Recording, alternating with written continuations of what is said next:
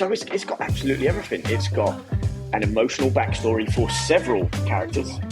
It's got, the biggest theme of it, if you really think about it and take a step back, it's people going above and beyond for other people. But tell me the movie. So the movie was called Santa with Muscles. Is everybody knows that emotion of getting close to Christmas and be like, oh my God, I've not thought about this Christmas present for somebody. Yeah. Everyone knows the panic. Everyone knows the feeling of the mad dash. And this is just playing on that emotion, which I think is the reason why it's got such a cult following. The sprinting through the airport, that era, kid would have got shot. Kid would have got... I said exactly the same thing. Right away. Could you imagine that? Like, they should have a Love Actually. It's exactly the same all the way to that. And then someone edits the ending. So it's like, bang. I'm going to say this again. I said before we get to the answer, like we did earlier, guys. If you're watching this on YouTube, or if you're not watching this on YouTube, pause now the audio, go onto YouTube, and comment below. Before Rob says it, what's his #1 Christmas movie? We say it all together. 3, 2, 1.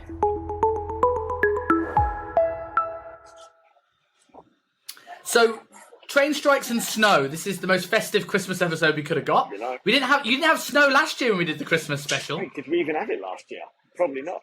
We didn't have it last year, but I can't believe, looking back, we did a Christmas special last year. And I was like, that's amazing how quickly a year seems to have passed. Like this one, we could talk about this on another episode, but time is actually moving faster. Like, actually moving faster.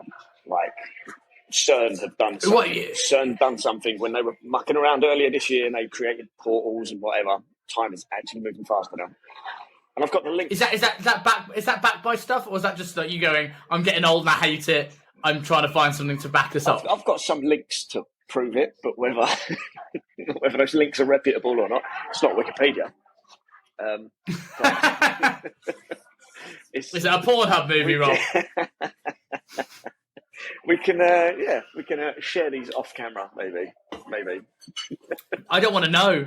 I don't want to know it's moving faster. That's scary. Nothing too graphic. It does make you wonder, what do I do with my time when I'm on the internet with no work to do?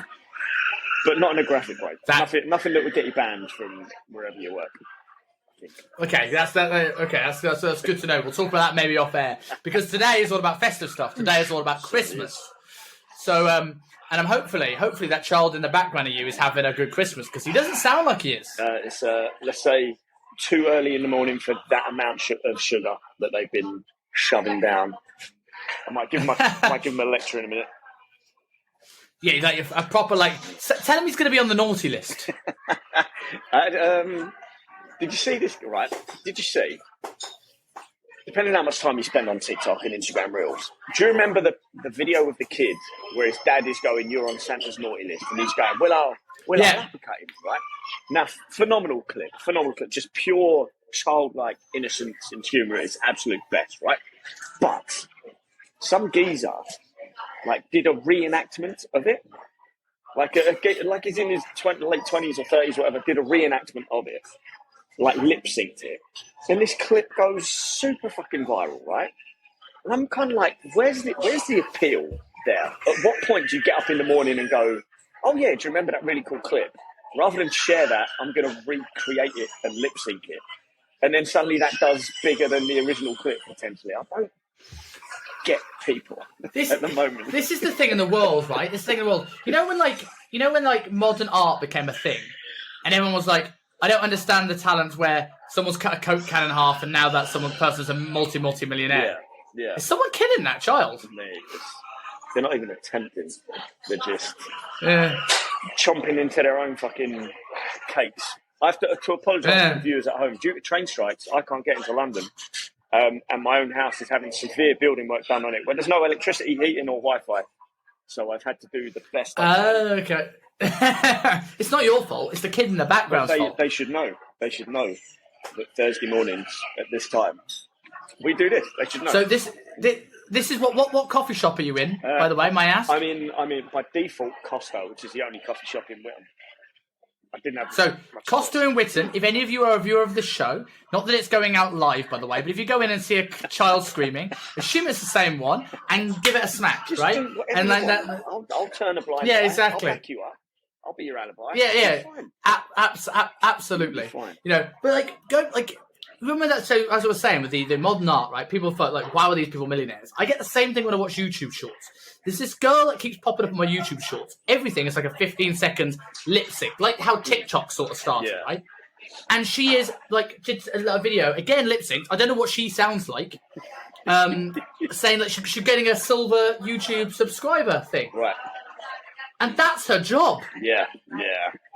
And I know we're not going to talk too much about these today because we've got much more important pressing subjects to cover, including our first one. Absolutely. But I do for good reason. I limit the amount of time I spend on social media around this time for multiple reasons. One, I want to spend time with friends, family. I want, don't want to be living on my phone. But I think people get worse around this time of year in terms of trying to show things off and trying to show the highlight reel in terms of the presents they get, in terms of the places they're going, staged kissing in front of Christmas tree photos, staged fucking engagement videos. Why are you filming? Come on, bruv. And then a lot of the boy done good posts with whatever presents the woman gets on Christmas Day. And I'm just like, I can't deal with this. It's what should be a day where you're the most present, no pun included, no pun intended, the most present and, moment focused you should be. Shouldn't be giving a fuck about your social media. Shouldn't be giving a fuck about posting that on Instagram or whatever. But people are getting worse and worse and worse. I agree with you. But weren't you tagged in a photo in front of a Christmas tree about the boy done good recently? No one said the boy done good. No one said the boy done good. Nor was it a highlight reel. And yeah. So the purpose of this episode is to go through our favourite Christmas movies. And what we established when we were off air last week is that Die Hard is the greatest Christmas movie ever made. Cool. So it cannot be in our list because it is already, and should be, everyone's favourite Christmas movie. Indeed. Tell me why you think Die Hard is the best Christmas movie of all time. Because it's got absolutely everything in it that is important at Christmas. There is community. There is striving to do the right thing, even if it's not necessarily your job to do so. There is putting other people first before your own safety. There's a great Christmas soundtrack, Christmas Nihilist by Run DMC. I'm so glad that's the song you mentioned rather than Let It Snow, because I saw the Run DMC. Yes. Let It Snow's in every Christmas film anyway. Overrated. Plus there's no snow in LA or California, wherever they were. So it's got absolutely everything. It's got an emotional backstory for several characters. It's got, the biggest theme of it, if you really think about it and take a step back, it's people going above and beyond for other people. Two main characters in that film that do not need to be doing what they're doing at that moment in time.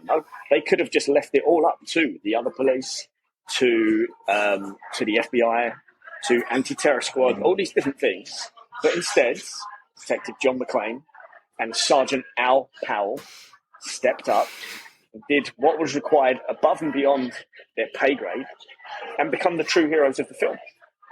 And that is, community building. That is giving. That is being more, what's the word? Not gift-centered. That's not even a sentence. Come on, Rob. But putting other people first. Is that not what it's all about? And then you get back based on how much you give. McClane gets his wife back. Sergeant Al Powell overcomes his past trauma. We don't know. After that film, he could have had to go into therapy for months after having to fire a gun again. Who knows? Just out in time for Die Hard 2, of course. Of course. I think he just recovered in time. And he was a little bit chirpier in Die Hard 2. That was true. It was the therapy. But maybe it was the therapy. Maybe it was just the fact that, this time he wasn't directly involved because McClane was miles away. I don't know. It also has Alan Rickman, which makes any movie slightly better. It has Alan Rickman. And it has the greatest villain death of any movie ever made. And if that's not what Christmas is all about, I don't know what is. I'm assuming you know why that villain death was so good. Oh yes. So for the people that don't know, the Alan Rickman was dropped from quite a height, not Nakatomi Plaza height, but they let him go earlier than he thought he was going to be let go. So that look of fear is genuine. You think that's the best Alan Rickman has ever acted? This not acting. Totally genuine emotion. And I will add one to this, right? Nearly everybody gets a present. Except Takagi. He doesn't end well. No, but no. Like John gets his wife back. Alan Rickman and the people get their money, and then it's taken away. But they, temporarily have a present. Our pal gets his confidence back. It's just full of festive fun. Exactly. I mean, technically, Takagi, I'm going to take this off. It's so hot under that. What even material is this? It's polyester. That means it's blowing my testosterone levels. But Takagi, you could say he gets to learn the secrets of the universe because he's dead, and whatever's beyond, he gets to learn before anyone else in that film. So that's the festive cheer we're looking for. Isn't it, really, That's the festive cheer we're looking for. I'm going to give you another quiz. We did this off air, by the way, because I'm in a quiz mindset today. Because I did a Christmas quiz with the team at the gym, and a Die Hard question for you. There are 2 people in Die Hard that have been villains in James Bond movies. Name the Die Hard character and the Bond movie they were in. There are 2 people in Die Hard that have been villains. Bond villains in Bond films. Yes. Ooh. So you don't need to know the actors. If you name who they play in Die Hard and the Bond movie they were in, right? That is your game for the day. You will. I think you will definitely get one of them. As in the main, surely not the main Bond villain. One of them was the main Bond villain. Oh wow! I'm gonna. For any James Bond fans, what listening to this, if you listen to this, what I want you to do, guys, whilst Rob's trying to work this out, I want you to go onto YouTube. I want you to subscribe to the channel, and then I want you to comment below this video what you think this was. Don't cheat and wait for the answer. Tell me what you think this is as soon as you get to this part. Write in the comments what your answers are. There are 2. One is obvious, one is trickier. Trying to think I'm just trying to think who's the most evil looking person. Not necessarily the most evil character in it, but the most evil looking was the one of the Agent Johnsons.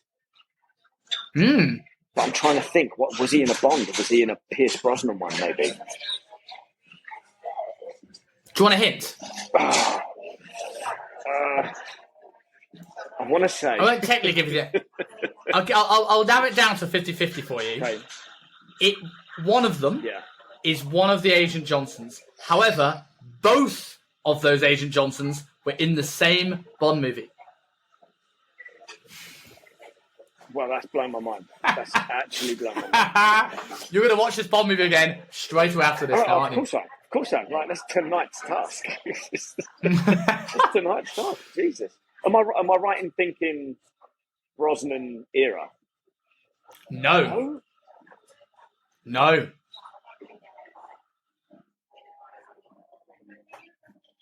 million miles away, though. Shit, you've done me here. But the answer you're looking for is not both Johnsons, right? No. Because then I would automatically go for maybe Carl. I don't know the actor's name. Interesting. I don't know the actor's name. You're right. Hold on. Which brother was Carl? Carl was the not the one who ends up with the Christmas jumper. The other one with the long hair. The long hair, the one that lasts to the end? Yes, the one who comes out at the end. Yeah. Oh, yeah, no. No, not Carl. So, I forget his name. Whatever his name was, yes. I don't remember his name in Die Hard. He was the henchman in Living Daylights. when he goes in the embassy and he's firing the milk bottles that explode. Right. Okay. Now, but that is the hard one. That may blow my mind. Blow my mind there. And how have you not got the easy one? That's incredible. Let me think. You're going to kick yourself for this one. Name, but it's the one who automatically looks evil. So you're looking at the black guy or the white guy? The white guy. Which white? Black Johnson or White Johnson? I'm going with White Johnson. White Johnson. God, that sounds really terrible, doesn't it? White Johnson was Sanchez in License to Kill. The main villain in License to Kill, right? And the at the start of License to Kill, where you have the gun barrel sequence. If you remember that movie, they're off to Felix Leiter's wedding, right? And the FBI or the CIA come down and they tell him that they've caught Sanchez, and they all go and fight him, and then they come back and they parachute into the wedding, right? The Black Johnson is one of the CIA or FBI agents who's fighting alongside Bond. Amazing. So they're adversaries in Bond and partners in Die Hard. Amazing. To be fair, White Johnson, as we now call him, he was in a ton of stuff. It's easy to forget. Yes. Ton of stuff. Just because he looked a certain way, Looked a certain way. License to Kill was one of my favourite Bond movies growing up as a kid, purely because I had a 15 label. And when I was young, I was like, I'm watching the naughty one. Mate, that's why Die Hard was one of the first films I saw. Being babysat, I would have been 6, 7, right? I was being babysat. It was the first. Put it on. It's the first 18. It's the first 18 movie 18 thing I saw that wasn't pro wrestling. I think. Yeah. Or a Channel 5 movie. But so Die Hard 1 or Die Hard 2, which is the better Christmas movie? Oh, well, 2 is a bit more Christmassy because obviously there's snow and a lot more Christmas elements to it.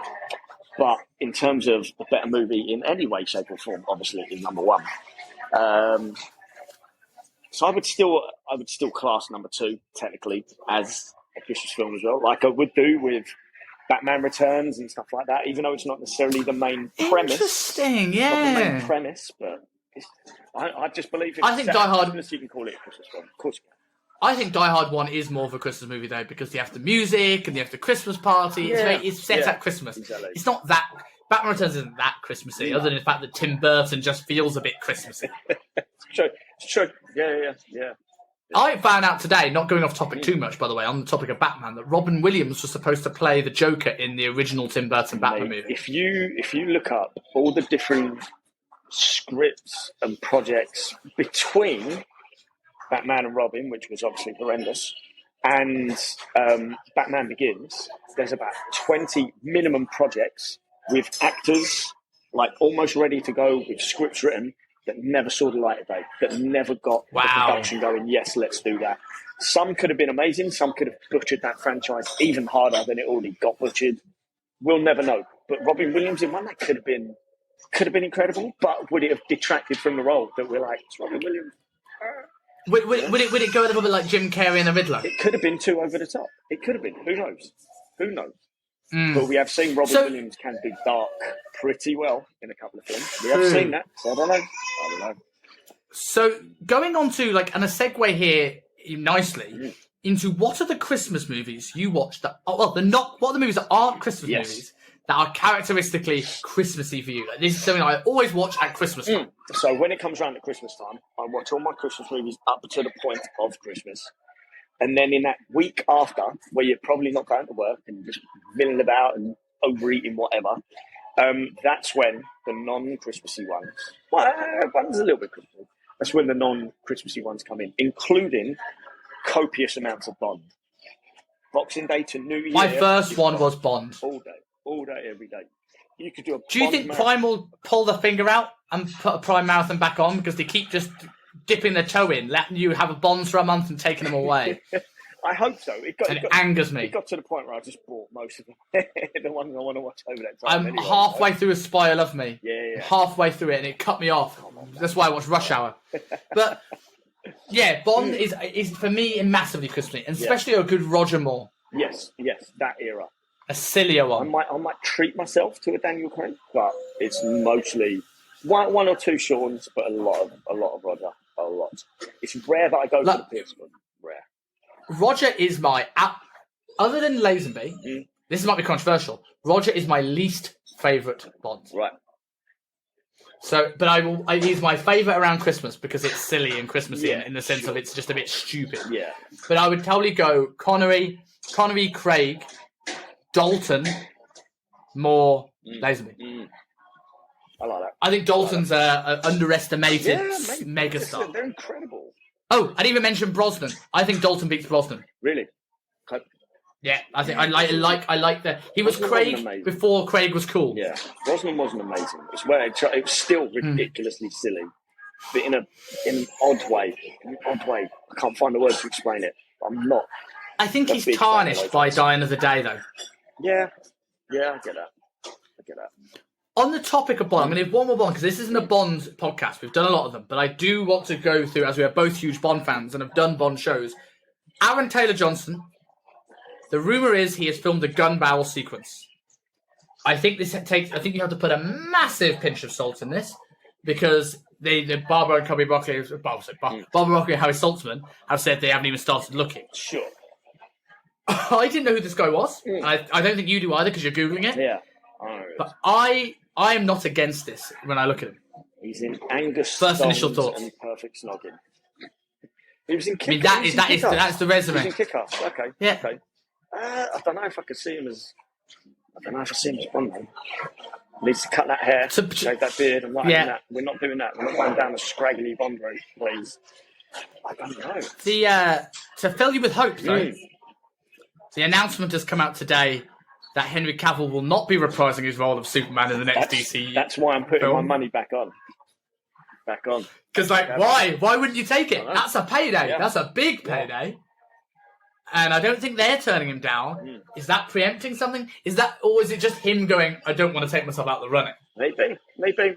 I know. I understand the whole DC franchise is screwed at the moment, and the studio are horrendous, and the directors are doing the best they can, of course.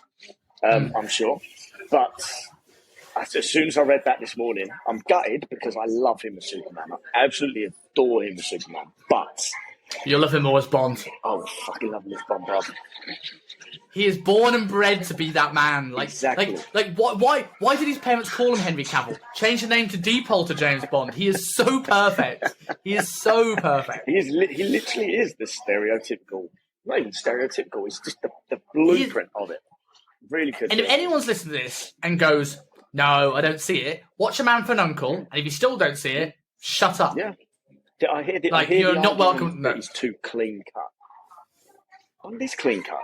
Daniel Craig's the first one. It's only Daniel Craig that wasn't. Exactly. Yeah. Exactly. And if Craig is your top Bond, okay, I can see why he's saying that, but it's just too easy a choice. Just because it's the modern one. That's all you're doing. You're just remembering the most recent thing you've seen. So, back off. Yeah. That's what I'm saying. Agreed. So, what other movies get you in that Christmas to New Year thing for you? So, we've got James Bond. What else makes the cut? Two definite franchises, one of which I flip and change. Three things. But two definite franchises, always watching that period. Rocky. Always. Interesting. Always. And Harry Potter's. Harry Potter is the one. I'm not even a Harry Potter fan, but I feel like it's now a Christmas staple. Yeah. There's just something a bit magical about it at Christmas. The music fits, the vibe fits. And I'm going to buy the video game because it looks ridiculous. 100%. How good does that game look? That could get me back into gaming. 100%. That looks phenomenal. Like, the world looks amazing. Could lose hours every single day for the rest of my life. But I wouldn't mind. So, I'm going to give you one that I have now, because Harry Potter was mine and Bond was my other one. I'm going to give you one that's in mine, and I'm also going to give you one that I'm surprised is not on either of our lists. Okay. The one that's on mine, Toy Story. Ooh, yeah. I don't feel more festive to Toy Story. And the Toy Story is one of two movies that has made me cry in my life. Well, not quite. I'm not much, for people who don't know me, listen to this, I'm not much of a crier, really at all. I'm a soft, sensitive soul, I really am, but I'm not a crier. And Lion King, obviously, like, if you don't dive, you don't die. If you don't cry from Lion King, you're dead inside. But for me, I watched Toy Story 3, right?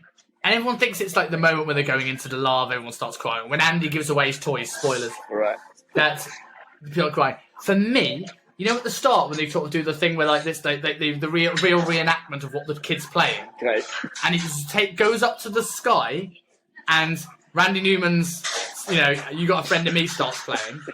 I've never had a rush of childhood emotion hit me so quickly in my life, because I had the blue paint on the ceiling and the clouds on my bedroom because I like Toy Story, and then growing up with those and then hearing that music, it's just like I sunk back into being like 8 years old, and it was just so overwhelming. And I think those movies are absolute masterpieces. Yeah, and I don't think I'll include 4 in that. It's not as good, but I think people that criticise 4 are only doing because 1 to 3 was so good. They are incredible, but it's still good. 1 to 3 are amazing, beyond amazing. For kids and adults alike, especially if you were a kid when it came out as well.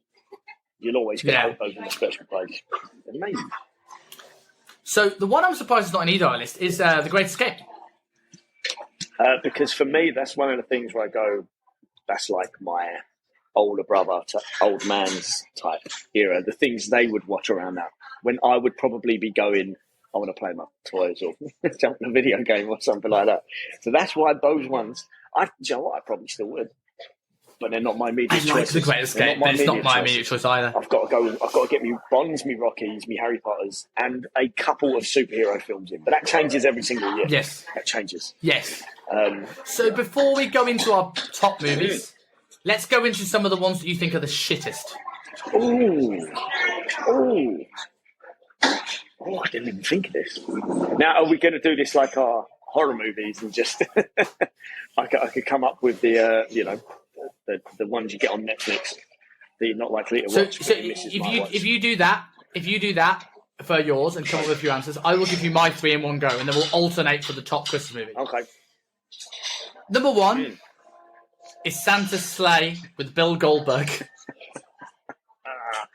Oh my God. For people who don't know, Bill Goldberg is a pro wrestler, a phenomenally charismatic, strong, powerful motherfucker, but not a great wrestler. But he's a worse actor. Yeah. And he plays an evil Santa Claus that kills people. It verges, and the reason why this is it's the first one I said, not the last one, it verges onto the kind of so bad it's good territory. Yeah. But it's really bad.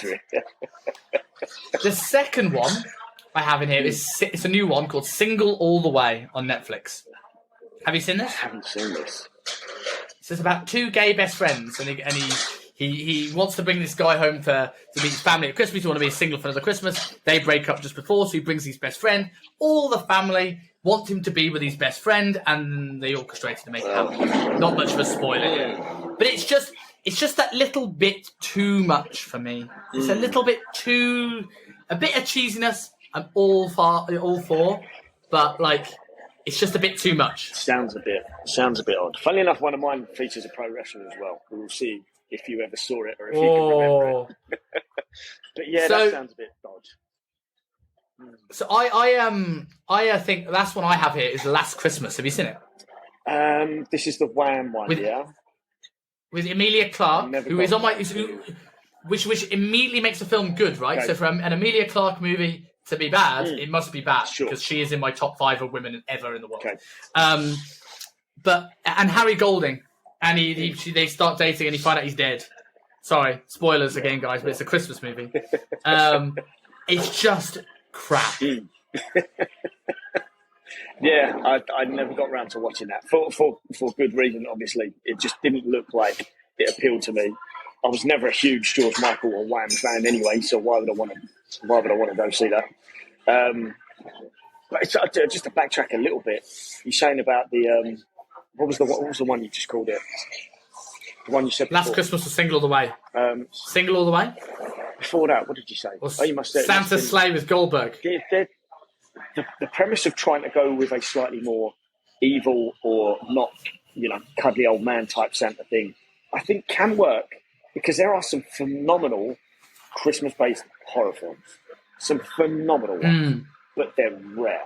Because it's risky, right? It's risky as soon as you go off blueprint, as soon as you go off the stock Santa, things get a little bit crazy and a bit too much artistic license. But there are some... None of them have made my top 5, but there are some phenomenal Christmas horror movies. But there are some absolutely trash, terrible Christmas movies that are in the horror genre as well. So what have you found? What's the bad ones that you've recognised? So ones that I was thinking of myself. One of my favourite horror films ever, we might have spoke about this on our horror episode, was one called Black Christmas. And it was a movie from the 70s, sorority house, killers in the house, whatever, set at Christmas. Yes. And it was phenomenal. One of the best horrors I've ever saw. Well, it certainly stuck with me. In 2006, they remade it. And they upped the cheesiness, they upped the Christmas of it, they completely butchered it, and there was not a single moment in there where I was like, this ain't even scary in the slightest. Not even inside. So I would 100% put that in there. If you have seen it, you know what I'm talking about. If you haven't seen it, don't ever watch it unless it's the one made in the 70s. That is the one you want to watch. The other one I'm going to say till the end, but there's a couple I've just found online as well, by going on Rotten Tomatoes. And they all seem to be the 3rd or 4th in already existing franchises. Now, I would agree with this one, The Santa Claus, Claus, E on the end, 3. The third of the Tim Allen Santa Clauses. Yeah, I agree with that. Jack Frost. That was horrendously bad. Jack Frost is in the one with Michael Keaton. And Jack Frost, the film, is the one with Michael Keaton as well. Well, that's bad. Yeah, and that was bad. There seems to be a lot of hate for something I've never seen, but I know he was Batman. And he was Batman. That's what I'm saying. He was Batman. Yeah. It's like when Pierce Brosnan sang in Mamma Mia. It just ruined an illusion. It's true. You can destroy your entire life's career with one film. A film I've never seen, but it's almost like meme culture bad. Is the Star Wars Holiday Special. Have you ever seen this? What? I've heard a million things about this, and Family Guy always took the mick out of it. I've never seen it. A Christmas Star Wars film with all the cast in it. I think it was straight to VHS. I think. Oh my god! I need to find this film. Yeah, you'll probably find it. Like I say, it's like meme culture type level, depending how much Family Guy you watch.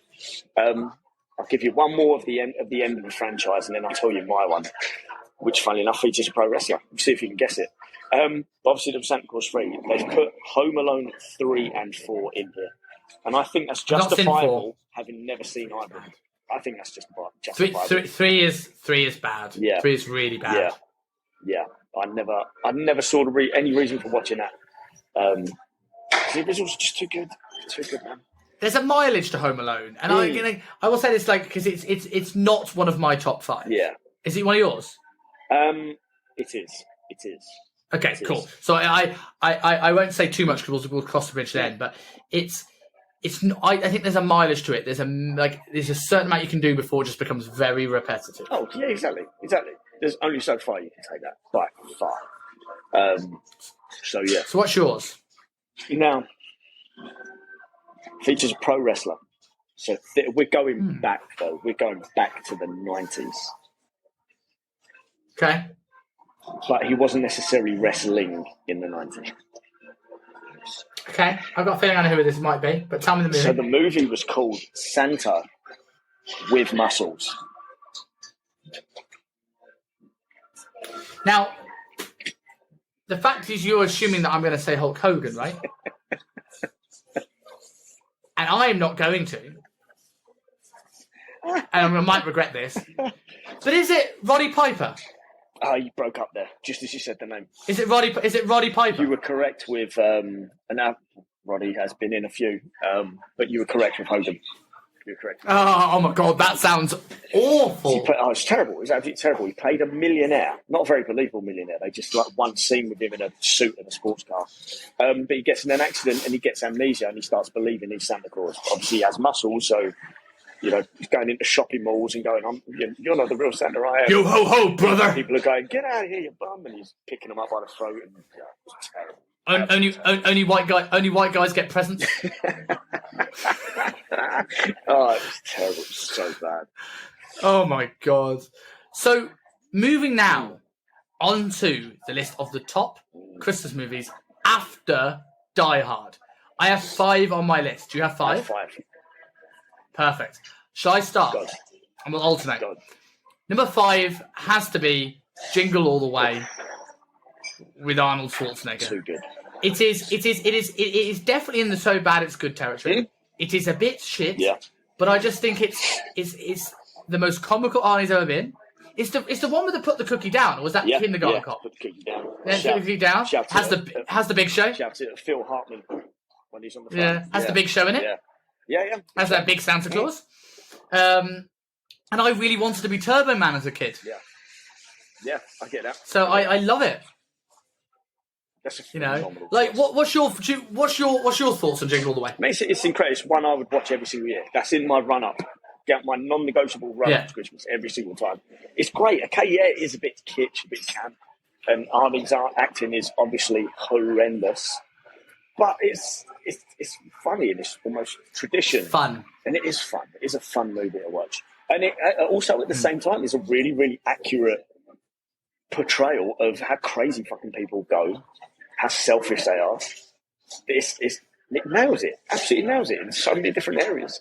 And it used to be a case of you'd watch that as a kid and be like, well, that's America, isn't it? You don't get it over here. But now, in the last 10 years or so, that's exactly what happens over here. If it didn't already. I think... Yeah, I think when we look at, like, when we go into the horror movies, what makes horror movies so interesting is that you can really pick apart the each scene and be, like, very critical of, like, the suspense and the drama and the backstory and the context and things like this. And you feel sometimes you can't really do that too much with Christmas movies because they're a little bit more surface layer and fun. Yeah. But with Jingle All the Way, I don't think they necessarily have thought of being funny, but I think what's great about it is everybody knows that emotion of getting close to Christmas and being like, oh my God, I've not thought about this Christmas present for somebody. Yeah. Everyone knows the panic. Everyone knows the feeling of the mad dash. And this is just playing on that emotion, which I think is the reason why it's got such a cult following, because people can relate to, in a way, what Arnie is going through. Yeah, and they don't make too much of a big thing about it being Arnie. He's not used as the bodybuilder to too much effect, which I think was great. But yeah, man, that's a good choice. That's a great choice. Is that top then? What's your number 5? Oh, it's 5. We're doing 5. No, it's number 5. I'm going in reverse order. Sweet. I like that. So my number 5 is Scrooge with Bill Murray. Oh, I haven't seen that in a long time. I adore that film. That used to make me howl as a kid. It's a phenomenal portrayal of the Christmas Carol in adult form, with Bill Murray just being his most over-the-top, erratic, crazed self, with some incredible one-liners in there. An amazing supporting cast. It's intensely Christmassy. It's from the moment I saw that as a kid, mate, was hooked, absolutely hooked on it. So I'll put Scrooge in as number 5. Yeah. I haven't seen that in such a long time. That's a really, really good thing. Every year for me. So my number 4 is maybe it's not, I wouldn't say controversial, but I would say it's controversial because I reckon people all... I'm generally that person when there's a cover song. I always go, well, it's not the original, isn't it? But my number 4 is a remake. And it's the remake of The Miracle on 34th Street. Ooh, the one with Matilda. Yeah. And the reason why, and I won't spoil this one, but the reason why is because unlike most remakes that are just straight remakes, the ending is different in the remake to the first. And I think it's better. I think it's a better reason as to why this man can be Santa Claus. And I just think it's a very magical movie. I think Richard Attenborough was unbelievable as Santa Claus. Like, I think he's the best portrayal of Santa Claus I have seen in a live action movie. Intensely believable. Really, really was. Like, fully embodied that role. Sounds a weird thing to say. And the girl in Santa with that kid's career. But what an incredible family, by the way, Richard and David. These two brothers that have had crazy success in different realms, right? Unbelievable, right? Both got to good stints as well, obviously David's still with us, touch wood, that never changes. But like, I also think the girl that plays Matilda, and I don't remember the actress's name, is one of the only people, now I'm going to mention this later in one of my honourable mentions, it's one of the only kid characters that gets away with being smarter than the years. You know when Hollywood tries to make people like kids smartasses and insanely unlikable? She is, but she kind of gets away with it, and I don't know why. She was everywhere, that girl, as well. Like, at that era, she was everywhere. I mean, what else did she do? She was in... she was one of the kids in Doubtfire. Mrs. Doubtfire. Oh, yes! Obviously Matilda, obviously Miracle on 34th Street. She was everywhere. Everywhere. Yeah, so what's your number 4? So for number 4, I'm going to go with Santa Claus the Movie. Now, this is not Tim Allen one. This is one we spoke about a couple of weeks ago. Yeah. I'll show you a screenshot of it. So I forget the actor's name, but it's got Dudley Moore's in it. I forget the villain's name. But basically, it starts with like a little prequel. It's like a Christmas classic, really is. It starts with a little prequel of, let me get some actors' names up here, 1985. A prequel of how this guy becomes Santa Claus. John Lithgow's the villain, that's it. Okay. And, the North Pole already exists, the elves already exist. They're kind of like, this is your destiny, you're meant to be this Santa character. And it's then kind of modern as well. He comes to New York, he meets this homeless kid, There's a villain who runs a toy company, and one of the elves starts working for him, and it all goes a little bit wrong. It's just very Christmassy, but modern at the same time. It's full of product placement, so full of product placement. It's the reason that every Christmas Eve I want to get a McDonald's, because there's a particular scene. If anyone knows this film I'm talking about, they'll know why I want a McDonald's every Christmas Eve in this film. Whenever you say product placement, it always reminds me of Wayne's World. Yeah. We never bow down to our sponsors. Calgon? Oh man, yeah. I don't think I've seen this movie. Really? And I feel like I need to. I swear everyone when I was a kid had seen it. But now I find less and less people have actually seen it than I thought would. So maybe it's not that popular, but it'll definitely be on the Christmas channels. And Netflix will have it, probably. Prime certainly will have it. Interesting. It is out there. It's been around. So my number 3 is the most modern one on my list, and it's Klaus. Klaus, cool. I remember we're trying to find every year. Ellie tries to find new Christmas movies, something we haven't seen, and they're nearly always average chick flicks or really shit chick flicks in some of the couple I mentioned earlier on. But we found this movie, and I was like, "Oh, this isn't going to be that great," despite having Joe Joel Jameson, and the guy from the drumming movie. Oh, same guy. Yeah. But I was struggling to get into it for a while, and then it just built and it built and built to probably one of my favorite Christmas movies of all time. Yeah. It's just a wonderful, uplifting story, and it's paced very well, where each thing is subtle and it just builds and builds and builds. So when he actually comes through, you're like, yes, this is a Santa Claus story I can get behind. Yeah. I actually think it's wonderful. It is amazing. I think it was only last year that I got around to seeing it with my brother's twins. That was mind-blowingly good. I don't think enough people have seen that either. I think it's almost... No, I think it's last year for me too. Yeah, so there you go. More people need to see that. If you haven't seen it, any films we're talking about today, definitely go. Definitely hunt that one out if you haven't seen it. Funnily enough, my number 3 is also pretty much animated. My number 3 is Nightmare Before Christmas. For me... It's so close went on mine.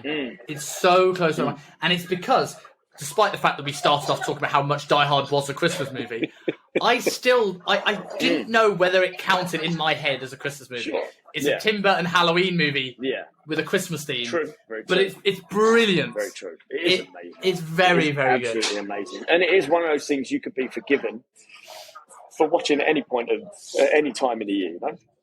So if you want to watch it at Halloween, cool, you watch it at Halloween. If you want to watch it at Christmas, you watch it at Christmas. It works either way.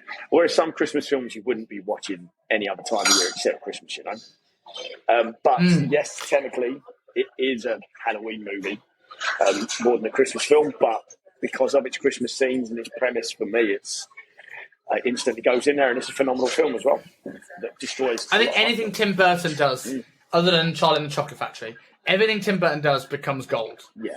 And I think I love the style. I love Edward Scissorhands. I love these Batman movies. And I just love that slight creepiness. I love the music of it. I just think it's great. And I tell you what, out of all the things on this, it's the hardest to make. I can see why everything's computer generated now. I would hate to have done plasticine animation.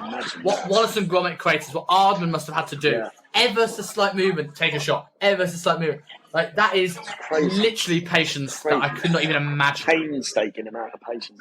And if you see Guillermo del Toro is doing a Pinocchio stop animation as well. Imagine that. And he's showing some behind-the-scenes clips, the process behind it. And it's still fascinating. Even though we've seen the behind-the-scenes stuff when Aardman first came out, Wallace and Gromit, whatever, or even before that, and it's still mind-blowing to watch. It really is incredible. So interesting to see.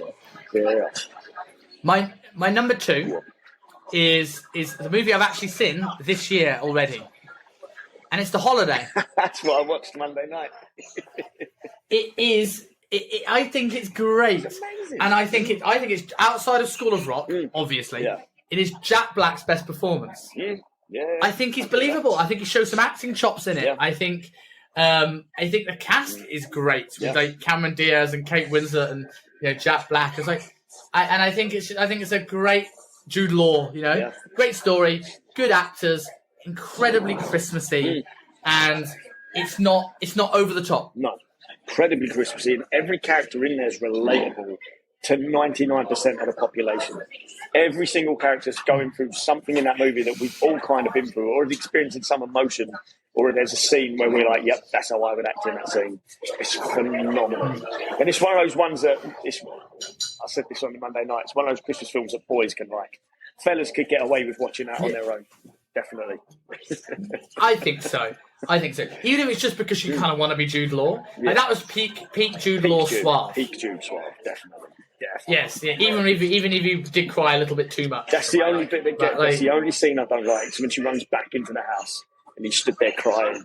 I'm like, bruv, come on, be the man, step up, come on. Yeah. Yeah. Oh. But I mean, it does play back to the fact that he says he cries all the time, and the fact that she does, you know, I suppose. But I think it's a really, really wonderful movie. What's your number 2? Number 2 for me. Now I know we kind of discussed this already, but the one that makes me feel most Christmassy out of the 2, which are amazing, is the first Home Alone. So that makes me feel more Christmassy than Home Alone 2. Because I think people would disagree with you. But I think Home Alone 2 is a better film. But in terms of Christmas, what makes me more Christmassy and what's more of a Christmas tradition, and again, the music, the soundtrack, even though it's the same in Home Alone 2 as well, that one really gets me every time. Why is Home Alone 1 more Christmassy for you? Because again, it's set at home. The houses on that street look absolutely phenomenal. It's absolutely covered in snow. So I think in terms of Christmas premise, it fits the bill for me. But I think in terms of funniness, plot, scenery, premise, Home Alone 2 is a much better film.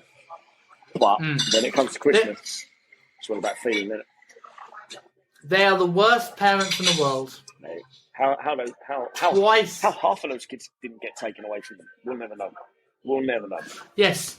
It wasn't a foster house, was it? Or was it a foster house? There's so many rumours about. I love the fact that I just love the internet now. Come on, there's a culture where people try and figure out what Kevin's dad did to have that amount of money for that house and those holidays and support all those kids. And there's some like, I guess you call it fan fiction.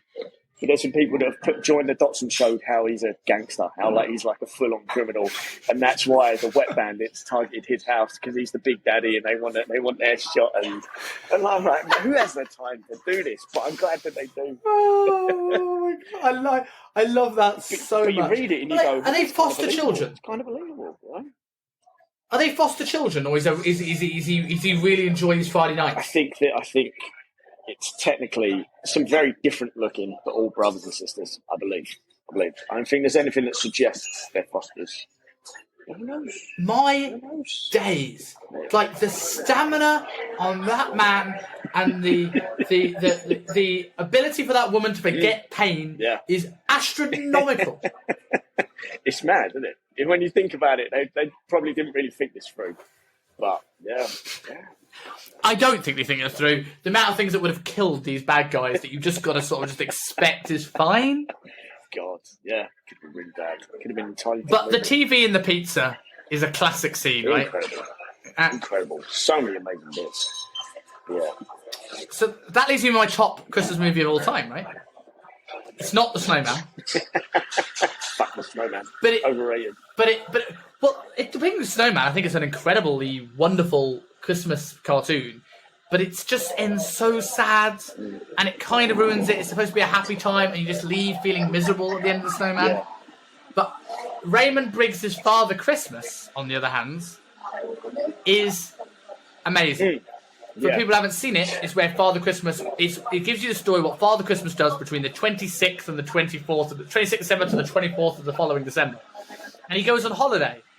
And you see him in like France, and he eats too much and he gets sick. And you see him in Vegas, and then you see him like swim in the Loch Ness when he goes to Scotland. And gets chased by a shark for whatever reason in the Loch Ness, you know. And like I just think it's great. And he's a grumpy bastard. And I love as well that they play the parallel from The Snowman. Like they play that same scene, but from his point of view.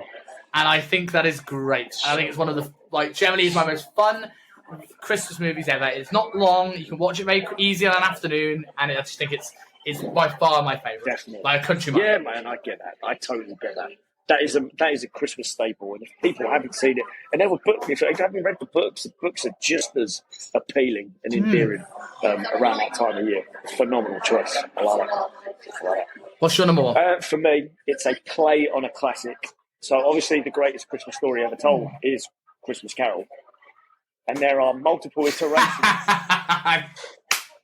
There are multiple iterations that I've watched all of. I'm going to say this again. I said before you say the answer, like we did earlier, guys. If you're watching this on YouTube, or if you're not watching this on YouTube, pause now the audio, go onto YouTube, and comment below. Before Rob says it, what's his number one Christmas movie? We say it all together. 3, 2, 1. The Muppets Christmas Carol. Mate, I'm obsessed with that movie because I was obsessed with the Muppets as a kid, and that again has all the Christmas elements ticked, and everyone's incredible. It really does. And Michael Caine is Michael Caine doing what he does, and there's just some jokes in that film that still have me howling on the floor now as a 40-year-old man, the same as they did when I was a little kid watching it. For me, non-negotiable top Christmas film.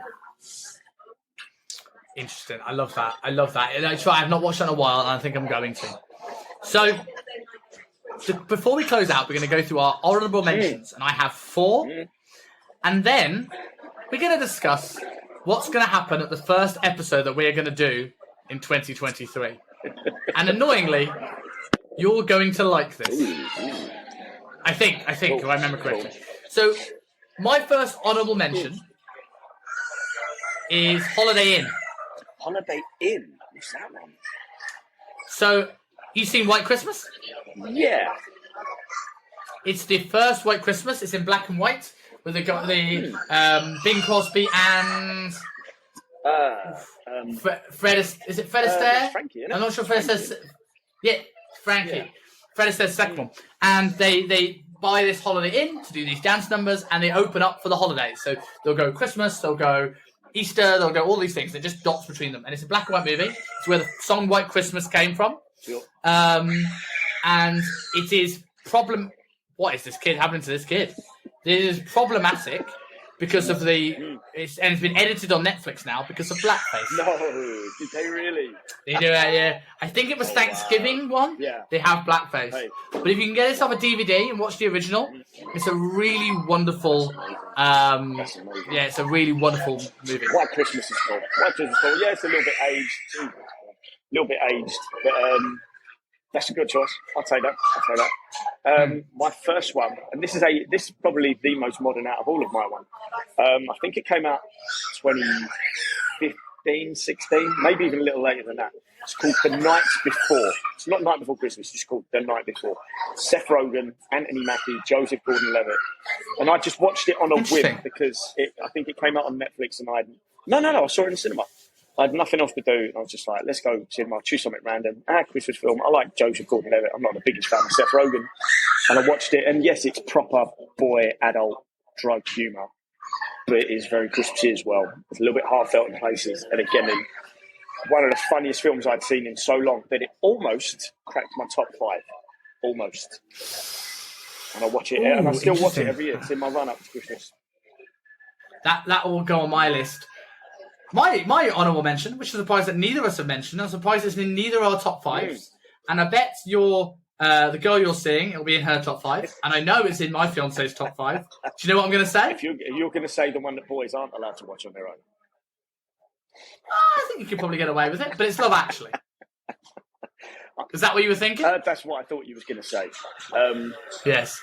It's not in my honourable mentions because it's lower down. But I still watch it every year. Of course I do.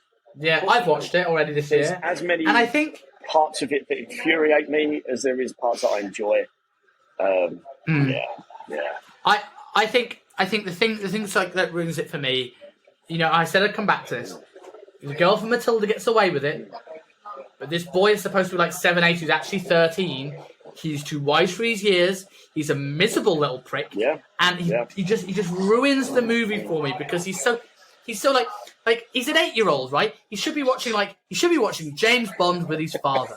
But instead, he's sitting there going, Dad, I found love. The life is awful without this woman. And he gets a peck on the cheek and then he's happy. What is this kid? Oh my God, it's so weird, and so many questionable bits involving that kid. Like the sprinting through the airport. That era, kid would have got shot. Kid would have got. I said exactly the same thing right away. Could you imagine that? Like, they should have a Love Actually. It's exactly the same all the way to that. And then someone edits the ending. So like, bang! And then he gets his dad. He's got a picture of his mum in one hand and his dead child in the other. Oh, God. Oh, yeah. Oh, my God. That I would watch that so much. I would love that. That'd be a great ending. What I will say about this movie, there's two things I love about this. One is I love the interplay between all the characters. That everyone is connected, but they don't throw it in your face that everyone is connected. It's subtle and it's interesting. Like the woman who's trying to get with Alan Rickman's character happens to live next door to the woman who's working to whatever her name. What's the actual name? Yeah, Marty McCutcheon. Right? All these little things. Like you don't really mention that the Hugh Grant's sister is, his wife, and like. Those things I think are lovely. I don't like the fact that people keep calling Martin McCutcheon fat. It's like really like, oh, massive thigh. She's in great shape. I'm normally the one that's not like the pro fat acceptance, but she's not fat. Not at all. Not even close. So it's such an odd thing to put in there. But I do think it's I do think it's got the greatest cast in any Christmas movie ever. Very, very. From the biggest characters to the smallest characters. Let's go through this list. Alan Rickman, Hugh Grant. Who else do we have? Andrew Lincoln. The guy who played Scar in the new Lion King. I can't pronounce his name. Shooting L for. What's the name of the wife? What's a really, really famous? I can't remember her name. Skinny girl. Oh no, you're thinking of Emma Thompson. Oh, Emma Thompson as well. Emma Thompson. Yes, but and then who else was? Who's that? What's her name? Why has our mind gone blank? That's really frustrating. Who's wife? Played the wife he's doing the. Oh, Keira Knightley. Keira Knightley, right? Let's. I'm gonna keep going through these lists. I'm actually gonna get the cast up, right? Colin Firth, right?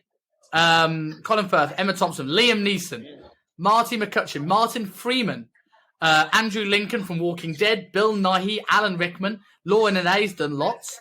Joanna Page from Gavin and Stacey. Let's not forget Rowan Atkinson. Rowan Atkinson. Rodrigo Santoro from 300. Gregor Fisher from you know what Gregor Fisher's from? No. Name rings a bell. Rabsy Nesbitt. Oh, yeah. Rabsy Nesbitt. Rabsy Nesbitt. Of course. Billy Bob Thornton playing the US President. Chris Marshall. Claudia Schiffer, right? And then now let's get on to when Chris Marshall ends up in America and he meets the women, right? We got Ivana Milcevic. Do you know what she's from? Go on. Casino Royale. Ah, yes, of course. As the Schiffer's girlfriend. We have Alicia Cusper, who is from The Girl Next Door. Remember that movie? Okay. January Jones.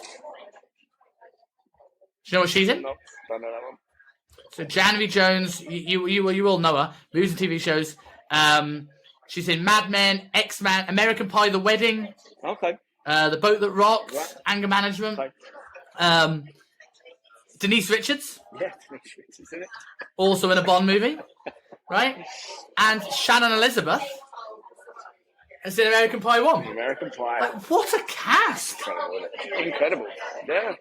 It should be on our top 5. We've talked about this more than any other entry. It's true. The reason it's not is because there's so many bits in it that piss me off. That really piss me off. Yes. But I agree. It's definitely worth. Definitely worth honorable mention. I do like the octopus and the nativity as well. What is your next honorable mention? My next honorable mention is Just Friends.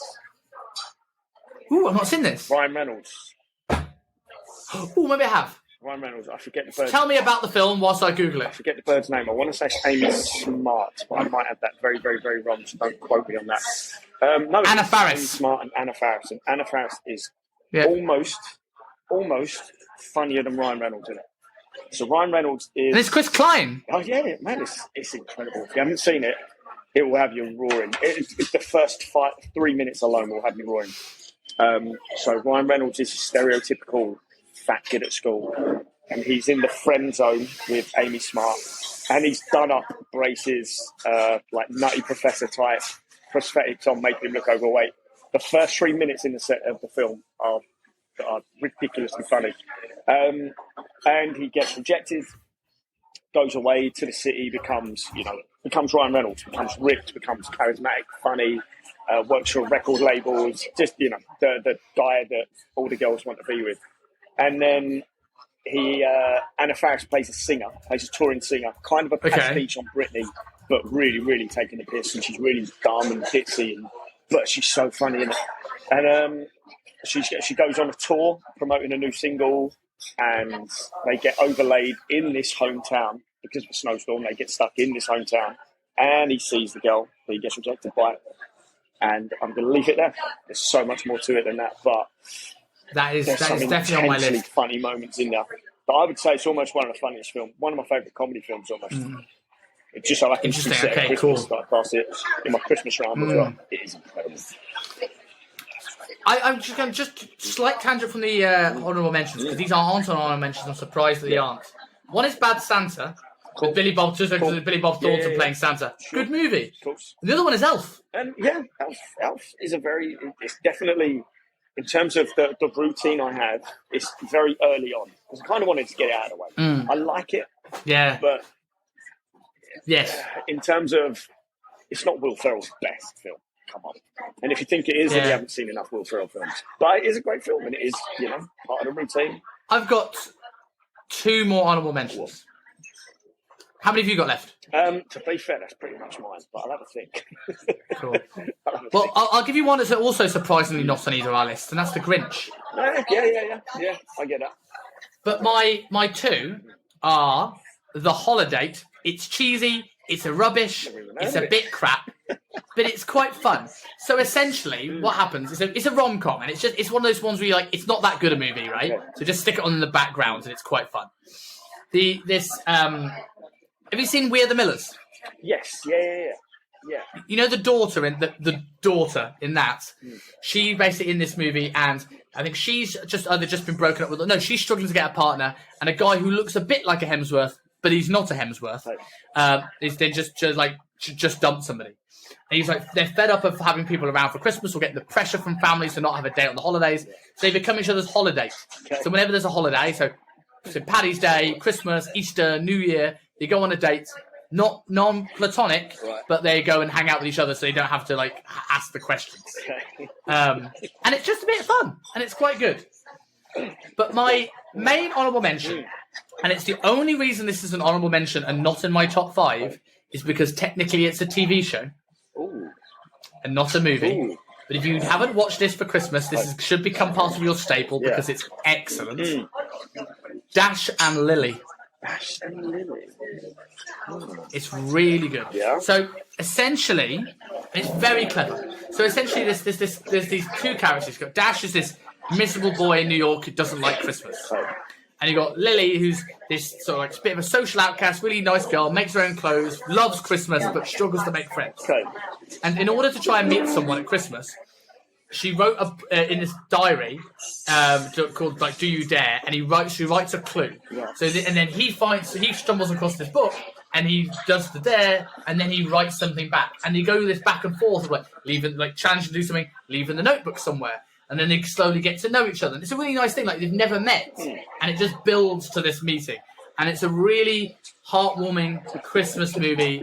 It's not a movie, but short 20-minute episodes. Right. I think there's about 6 of them. And it's great. Cool. And they have the Pogues and Kirsty MacColl as part of the soundtrack, which is always making it more Christmassy. Cool, certainly is. There's one more I'm going to say, which I don't know anyone except maybe my primary school mates, who I don't speak to.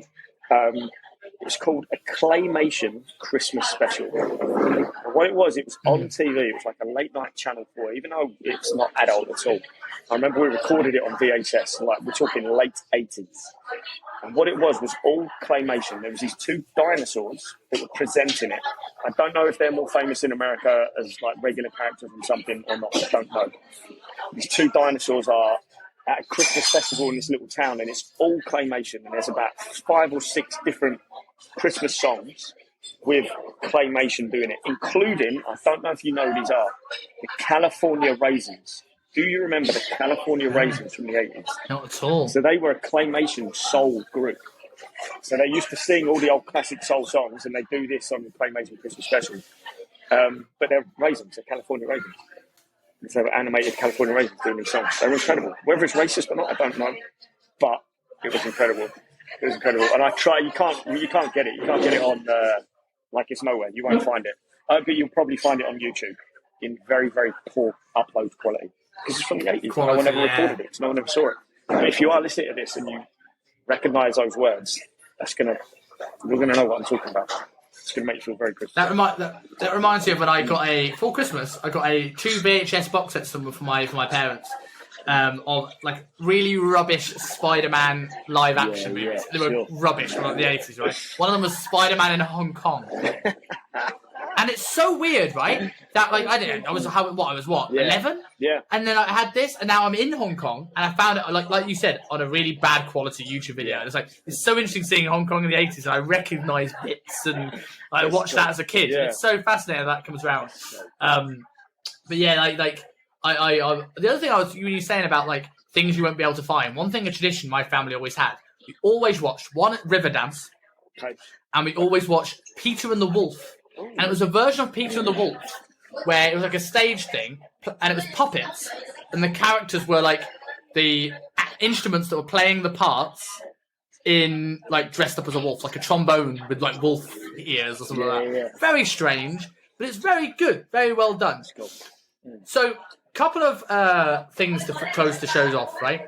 The first one, I was thinking, today that this is our second Christmas special. It's been a year. And for those people listening to this that don't know, I am moving back to the UK next June.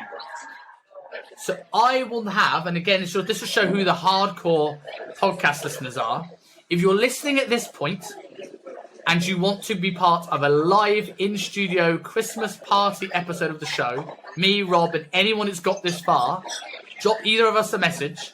Next Christmas, we'll arrange it. If you like that idea, find a studio live a few people, 100%. And we'll just chat Christmas stuff. The last thing I'm going to end with is a teaser for the first episode of next year. And I hate that I'm reminding you about this. Do you know what we're going to be talking about? No. Do you remember who you bet on? Yeah, they're in the final, aren't they? Yeah. Do you remember who I bet on? So for people who didn't watch last week's episode I did with Rob, 2 weeks ago when it goes out, we bet on who would get further in the World Cup. It was a Liver King episode. Who would get further in the World Cup would have to eat raw liver live on the show. And I bet on Brazil because of someone who said they were from the future, bastard robbed me, showed footage of Brazil beating France in the final. Bugger. I went into that England game and I was like, I wanted France to lose more to win this bet than I did for England to win. So I hate Harry Kane and his Johnny Wilkinson impression. I thought, do you know what, going in that game, knowing that I had said that, to be fair, I didn't watch the game. I haven't watched any. I watched Croatia beat Croatia take Brazil. I saw that. And I really enjoyed that game. I saw that too. Reason. I just love Croatia. So yeah, the rules are what? France has to win it, or it's just who gets further. Unfortunately, who gets further? So I've got raw liver to eat on our first episode of 2023. But then you can't like liver. If it's cooked. Like, I'm going to cheers it, like the Liver King. And like, joke's on you when I get really jacked, like Liver King. You're going to end up so primal. It's going to be ridiculous. It's going to happen on the show. You're going to go full. My beard the week after is going to be huge. And my abs are going to look like they have implants. Incredible. I'm going to be £15,000 a month poorer. And it's going to be great. But, guys, for anyone listening to this, thank you for listening to us ramble about Christmas movies. A Merry Christmas and a Happy New Year, although you will hear from me after Christmas. But have a great Christmas, everyone who's listening to this. And yeah, Rob, I will speak to you in the new year. Indeed, lad. Indeed. Let's do it.